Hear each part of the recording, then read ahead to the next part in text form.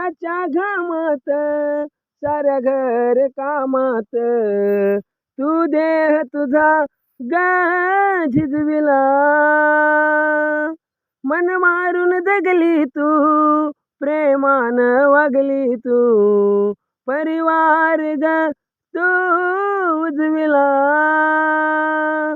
कीर्ती तुझ्या उपकाराची काळजातून प्रदीप गाई.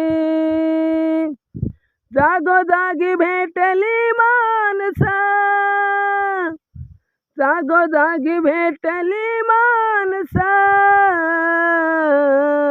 पण आई तुझ्यासारखं कोणी नाही. पण आई तुझ्यासारखं कोणी नाही.